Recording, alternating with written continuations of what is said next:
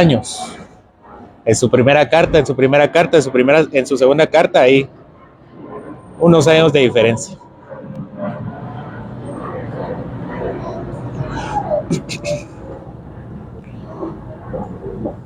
Entonces iniciamos hoy nuestra exposición de la segunda carta de Pedro.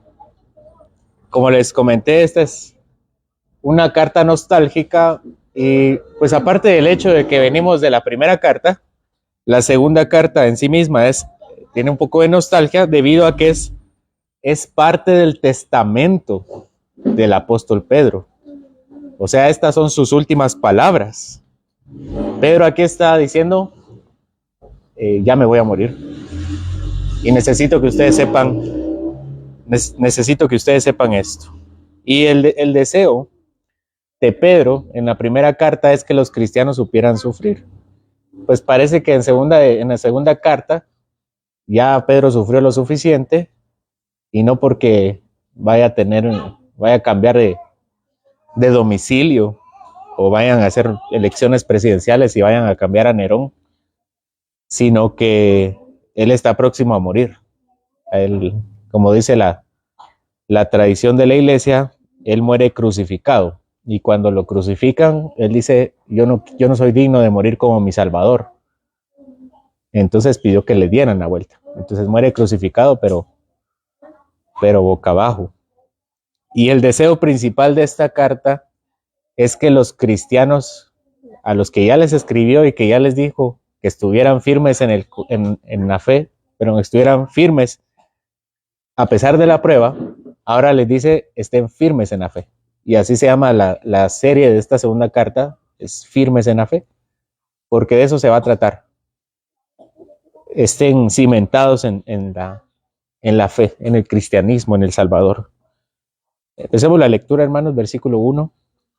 Simón Pedro, siervo y apóstol de Jesucristo, a los que habéis alcanzado por la justicia de nuestro Dios y Salvador Jesucristo, una fe igualmente preciosa que la nuestra. Identifiquemos primeramente al autor de la carta. Al principio dice Simón Pedro, siervo y apóstol de Jesucristo.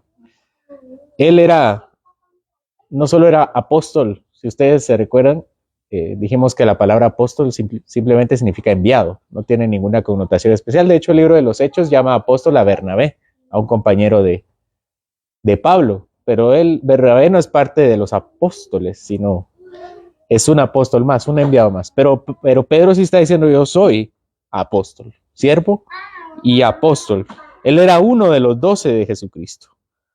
Por otro lado, se refiere también a sí mismo como siervo de Jesucristo. Este hombre entonces era más que un siervo de Jesucristo, sino que está diciendo, es consiervo de nosotros. A pesar de la posición que tiene Pedro en su apostolado, y si nos remitimos al libro de Apocalipsis, donde vemos que una de las 12 columnas de la Nueva Jerusalén son los apóstoles, aún así Pedro se dice que yo soy un consiervo suyo, yo soy un siervo también, un siervo más de Jesucristo. Pedro no era más importante que los demás, ni porque estuviera en Roma, la ciudad más importante, o porque fuera apóstol al igual que Pablo. Él era simplemente uno más. Pedro era un sirviente más del único Señor al cual alguien pueda decir, yo soy siervo de este. Según este texto, la fe del gran apóstol Pedro también no era más extraordinaria que la de los demás cristianos. Dice, ustedes han alcanzado una fe igualmente que la nuestra. La fe del apóstol Pedro no era más extraordinaria que la de los demás cristianos. La fe del apóstol Pedro era igual de extraordinaria que la de todos los cristianos.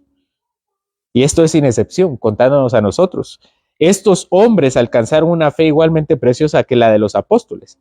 Y la pregunta es, ¿cómo alcanzaron esta fe? Y dice el apóstol Pedro que es por medio de la justicia de nuestro Dios y Salvador Jesucristo.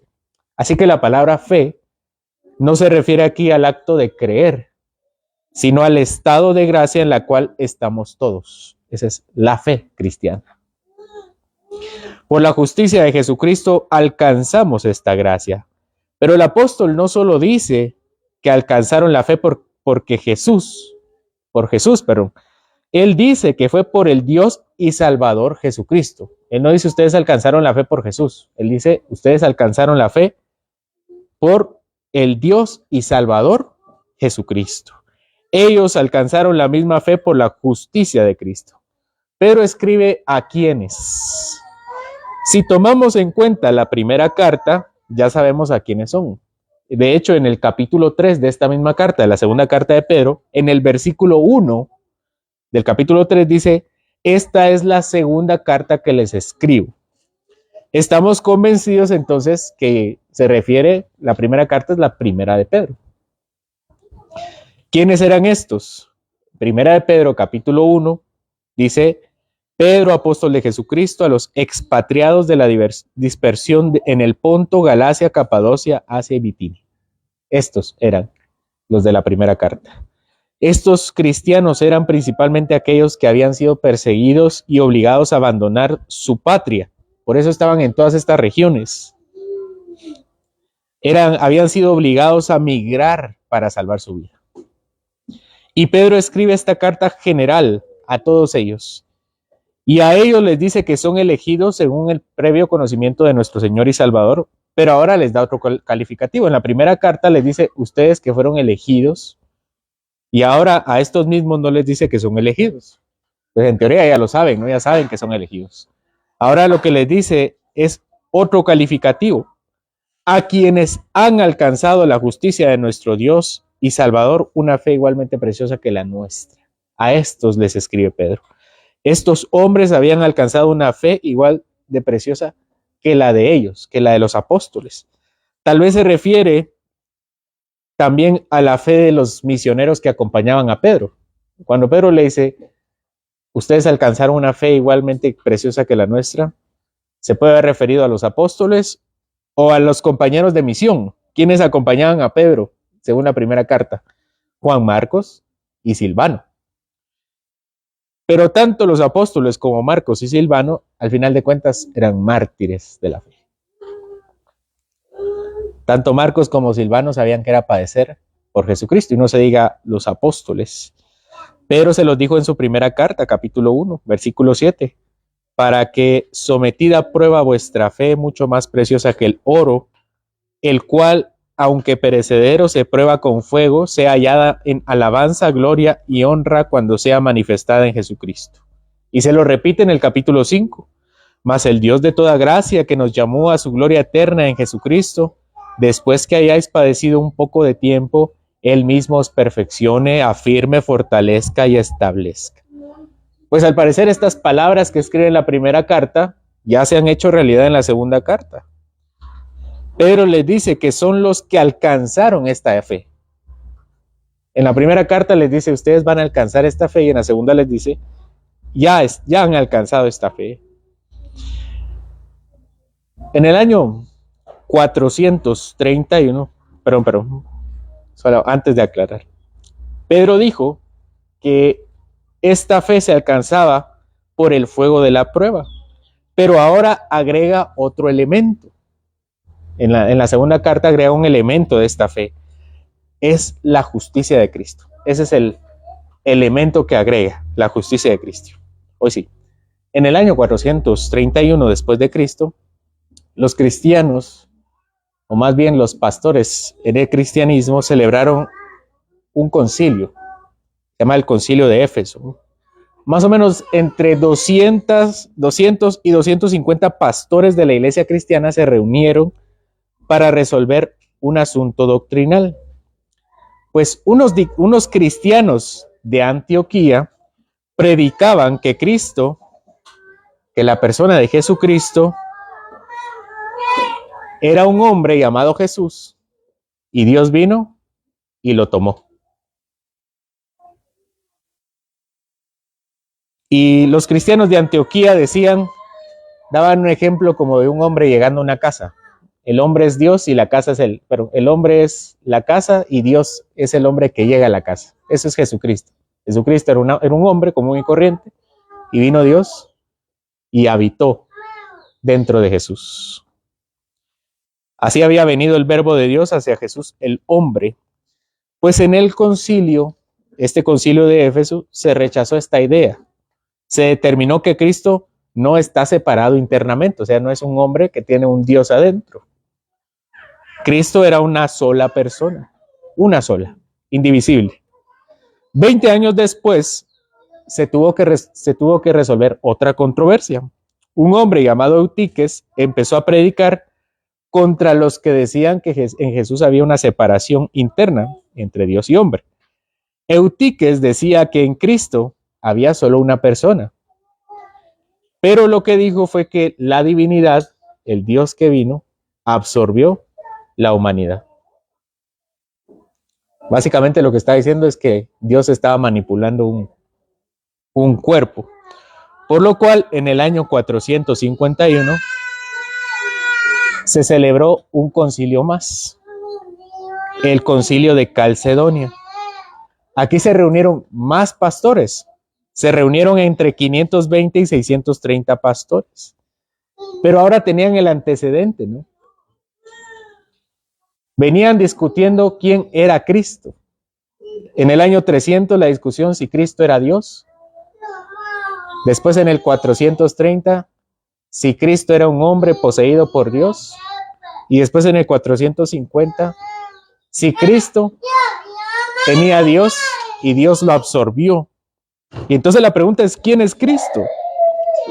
¿Era un hombre habitado por Dios o era un hombre cuya humanidad fue absorbida por la divinidad? El concilio, después de casi un mes de estudio y de discusión y oración, resolvió lo siguiente. Y voy a citarlo. Ellos dijeron, enseñamos que ha de confesarse a uno solo y el mismo Hijo, nuestro Señor Jesucristo. El mismo perfecto en divinidad y el mismo perfecto en la humanidad.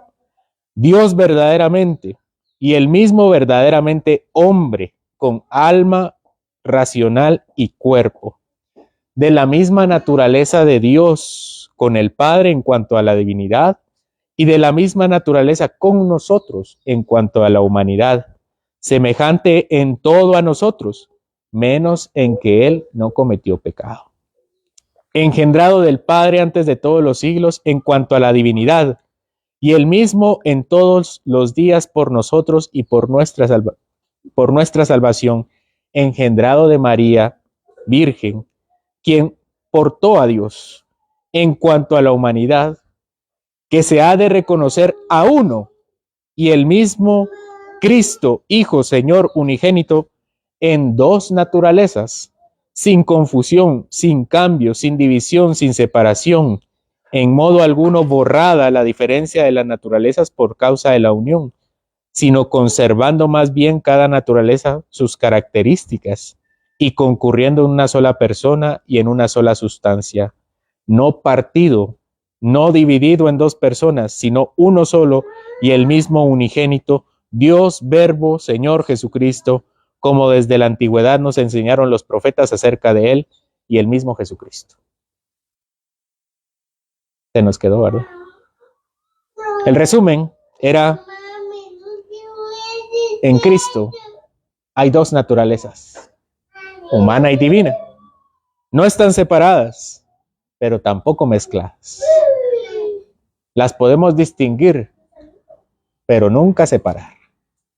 No se mezclan, pero tampoco se separan. Cristo es verdadero Dios y verdadero hombre, una sola persona con dos naturalezas, una divina y una humana. Su naturaleza divina no se mezcla con la humana, ni viceversa.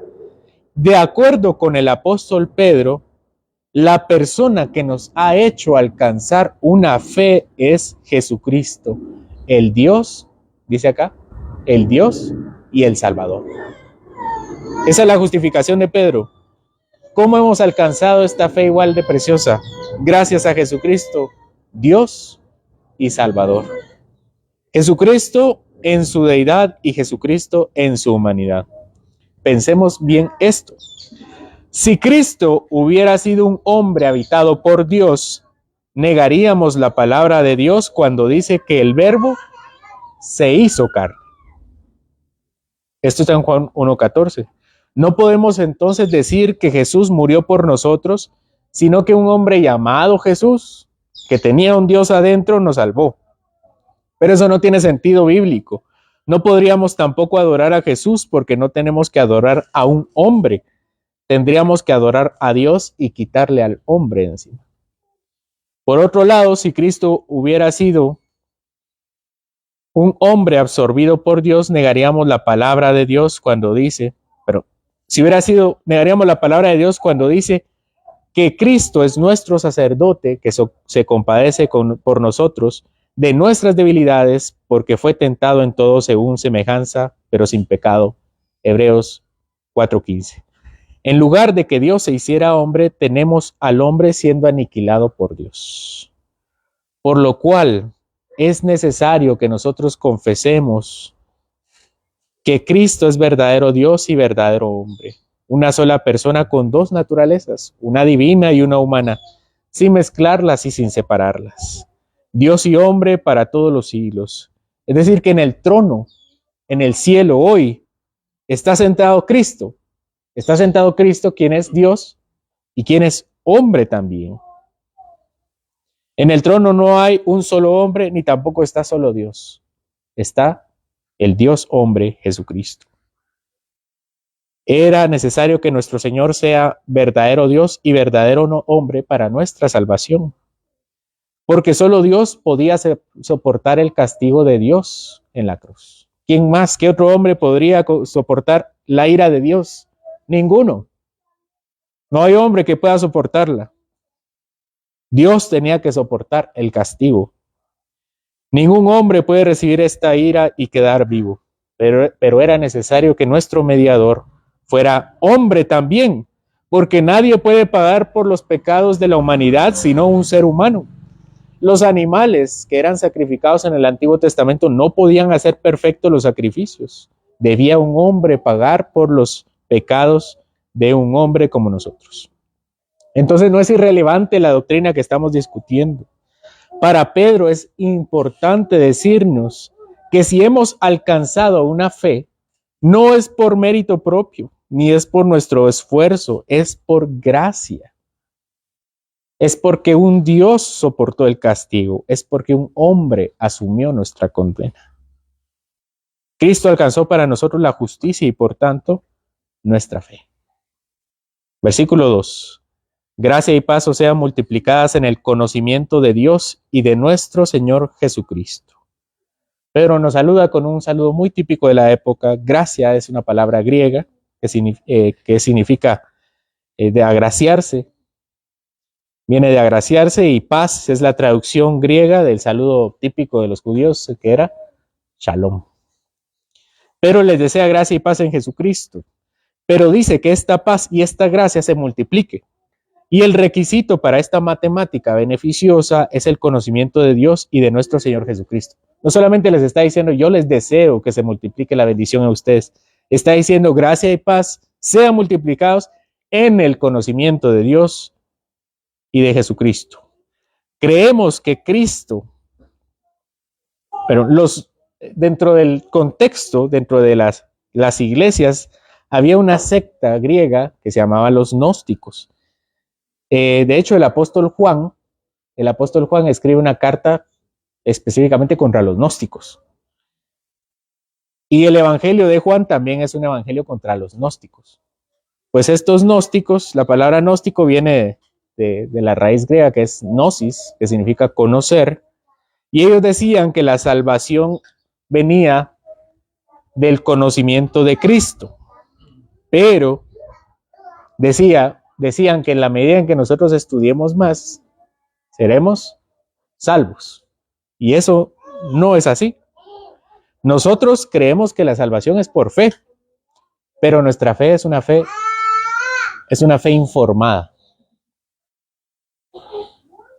Creemos que Cristo nos salvó, pero no un Cristo que solamente era hombre sin ser Dios.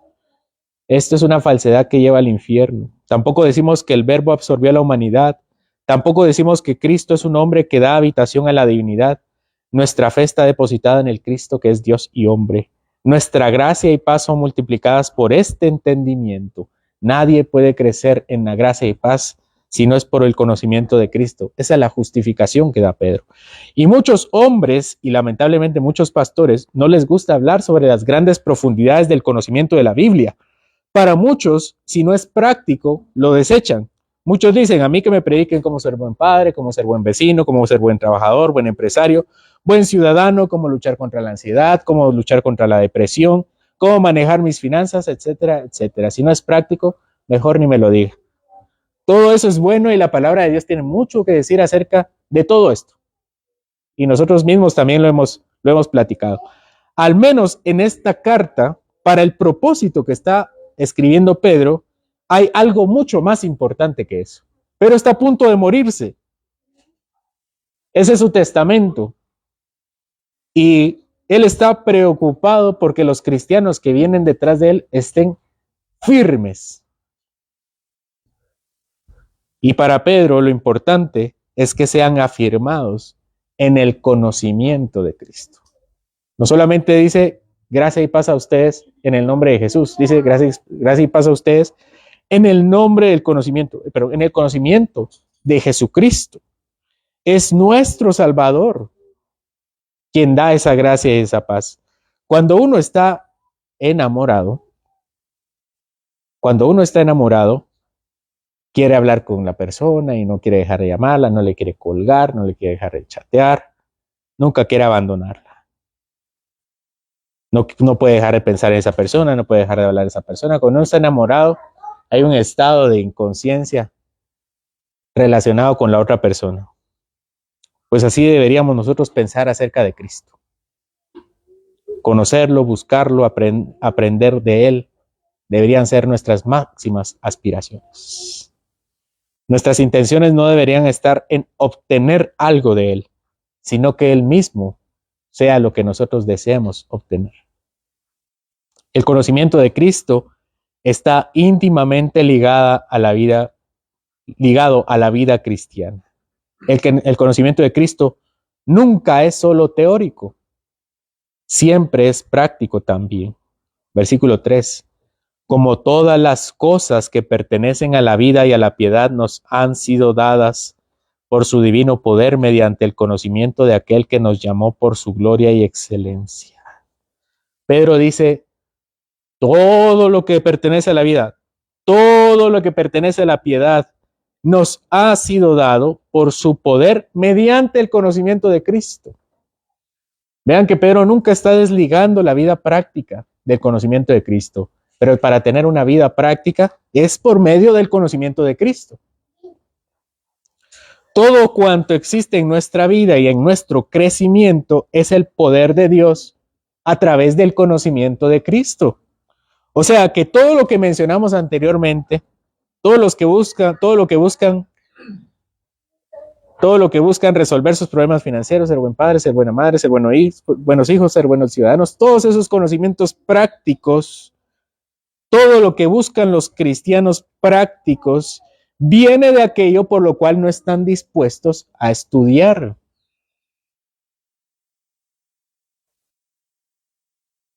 Mientras más conocemos al Cristo verdadero, mejor seremos llevados para alcanzar una vida que honre a Dios.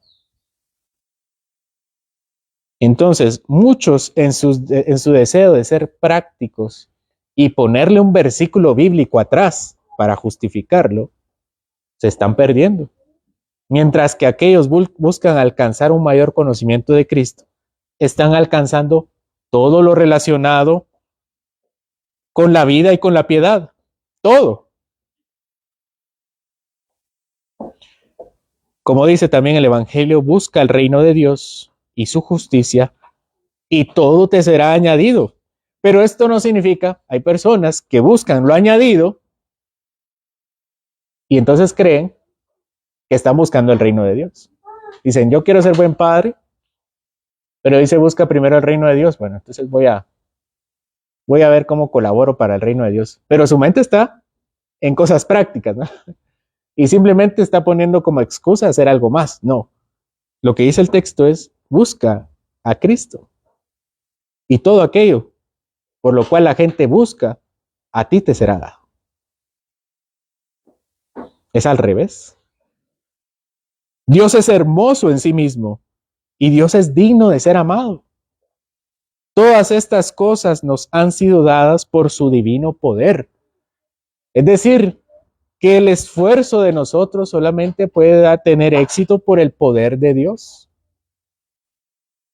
Cristo en su poder, mediante el conocimiento de Él, que nos llamó a su gloria y a su excelencia. Su divino poder opera a través del conocimiento de Cristo. Son palabras muy pequeñas las que da Pedro, pero con mucho valor y profundidad. Pero Pedro no solo nos dice que su poder opera a través del conocimiento de Cristo, dice que su poder opera a través de aquel que nos llamó por su gloria y excelencia. Es decir, que es aquel cuyo conocimiento es glorioso y excelente. Las cosas relacionadas con la vida y la piedad se obtienen por el poder de aquel que es glorioso y excelente. No hay otra forma. Por lo cual, en la medida en que las personas buscan alcanzar una vida más práctica, más se pierden. Mientras más se busca a Cristo, más consejo hay en su vida de piedad. Versículo 4. Por medio de las cuales nos ha dado preciosas y grandísimas promesas, para que por ellas llegaseis a ser participantes de la naturaleza divina, habiendo huido de la corrupción que hay en el mundo a causa de la concupiscencia. Entonces, en el conocimiento de Cristo y por su poder, alcanzamos aquellas cosas que son prácticas, que están relacionadas con la vida y la piedad, pero a través de las promesas, a estas grandes promesas y preciosas promesas. ¿De cuántas promesas aquí en la tierra, cuántas promesas aquí en la tierra no hemos recibido porque somos perezosos o negligentes en el conocimiento que tenemos de Cristo? Vean que hay una relación directa entre conocer a Cristo y recibir las promesas. Todo lo relacionado con la vida es a través del conocimiento de Cristo, por el cual nos han sido dadas muchas promesas, preciosas promesas, grandes promesas. ¿Cuántas promesas nos hemos perdido aquí en la tierra porque hemos sido perezosos o negligentes en el conocimiento que tenemos de Cristo? Porque de acuerdo con el apóstol Pedro, las promesas no solamente vienen de Cristo, vienen del conocimiento que tenemos de Él. Es por medio de nuestro entendimiento de su persona y de su obra que recibimos sus preciosas y grandísimas promesas. Pero finalmente tenemos una promesa hacia el término de nuestra vida, que será el principio también de nuestra nueva vida. Estas promesas incluyen a ser participantes, dice acá, participantes de la naturaleza divina. Nuevamente, para entender esta gran verdad necesitamos profundizar en el conocimiento de Dios. Pedro nos está diciendo, estas promesas son para ser partícipes de la naturaleza de Dios. Si tenemos un conocimiento muy básico de Cristo, nunca vamos a alcanzar estas promesas y vamos a caer en grandes errores, de hecho. Porque ¿cómo explicamos que seremos participantes de la naturaleza divina? Y hay muchas religiones que creen, incluso dentro del cristianismo hay muchas sectas que creen que cuando muramos vamos a ser unidos a Dios. Aquí dice, ¿no? Van a ser participantes de la naturaleza divina. Una de las grandes religiones es el budismo, el hinduismo. Muchos hinduistas creen que al final de su vida serán unidos a la divinidad. O los mormones dicen que también seremos dioses, como Jesucristo llegó a ser Dios. Entonces, para no caer en esos errores, debemos atender a lo que dice Pedro aquí, el conocimiento de Cristo.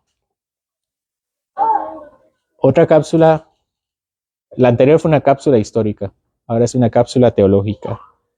Dios tiene atributos, características, si quieren verlo así, que pueden dividirse en comunicables o incomunicables. Sus atributos incomunicables son aquellos en los cuales Dios no me hace participante, no los comunica a nosotros. ¿Cuáles atributos son de Él y solamente de Él?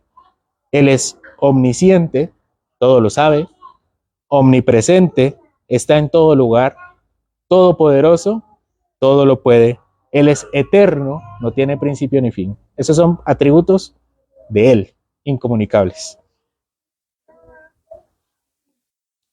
En cambio, los atributos comunicables consisten en los atributos en los cuales nosotros sí somos participantes.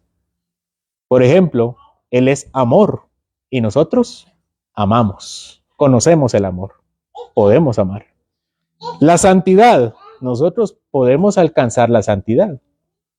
La misericordia, los hombres pueden tener misericordia y reciben misericordia. La justicia, etc. A nosotros sí se nos da la capacidad de tener estas características también. Bueno, para Pedro, recibir las promesas por medio del conocimiento de Cristo implica participar en su divinidad, no transformándonos en Dios, sino ser unidos a la vida que hay en Dios, recibiendo la plenitud de los atributos de los cuales ya somos participantes. De modo que no solamente tendremos un poco de amor, sino tendremos un amor que sobreabunde para ser participantes de su divinidad. No solamente tendremos un poco de santidad, tendremos una santidad semejante a la de Cristo para ser participantes de la divinidad. Y esta sí debería ser nuestra meta.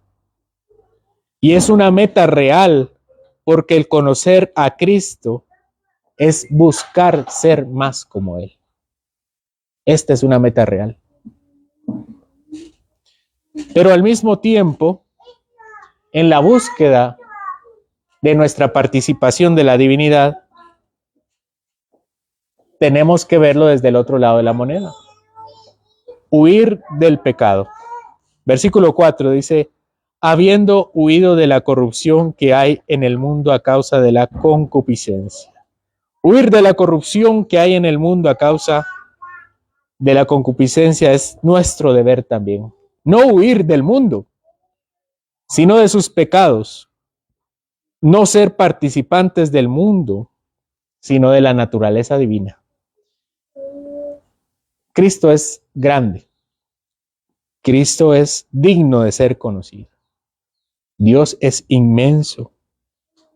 Y no nos alcanzarían todos los días de nuestra vida para conocerlo completamente.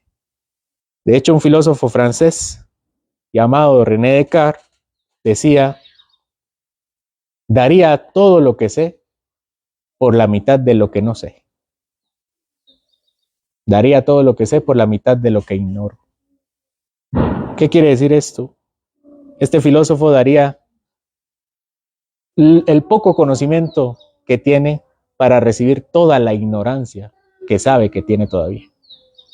No nos alcanzaría a nosotros los días para conocer a este Dios que es grandísimo y que sin embargo se nos ha revelado en Cristo Jesús. No nos equivoquemos, no erremos. Debemos conocer a Cristo cada vez más. Los falsos cristos están a la orden del día y las distracciones están más presentes de lo que pensamos. Es necesario que lo conozcamos a Él para conocer su poder,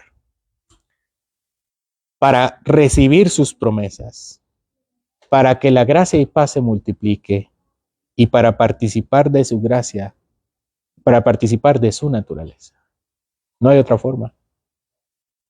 Si Pedro quiere cimentar las bases de la fe de estos cristianos que ya no volverá a ver en esa vida, debe hacerles entender que de todo el conocimiento que existe en el mundo, no hay conocimiento más grande que conocerlo a Él. Porque es necesario que lo conozcamos a Él para que podamos recibir las bendiciones de su poder, la firmeza de sus promesas y la multiplicación de su paz. No hay otra forma, hermanos. Señor, deseamos conocerte a ti, a tu poder, en tu obra, en tu gracia hacia nosotros. Ayúdanos a quitar de nosotros el engaño de que si somos cristianos más prácticos, te honramos más a ti. Y ayúdanos a entender que en la medida en que nosotros te conocemos a ti, nuestra vida práctica se vuelve mucho mejor. Ayúdanos, Señor, a conocer más de ti y a no poner el conocimiento, aquel conocimiento que consideramos alto, como si fuera inalcanzable, porque tenemos tu palabra y no deseamos ser perezosos ni negligentes. Muéstranos, Señor, cómo tú estás ahí. Danos sabiduría si no la tenemos. Porque los 66 libros de la Biblia nos han sido dados cada capítulo, cada versículo para nosotros. Para conocerte, para amarte, para buscarte. Y a través de este anhelo, tú nos das muchas bendiciones. Tú aseguras tus promesas en nuestra vida. Multiplicas en nosotros la gracia. Multiplicas en nosotros la paz. Para que nosotros podamos entender que nuestra máxima aspiración, Señor, sea participar de tu naturaleza. No siendo idénticos a ti, sino perfeccionados en ti, en Jesucristo, por quien entendemos estas cosas, que ha sido para nosotros iluminación, que ha limpiado nuestro corazón. En Él te lo pedimos. Amén.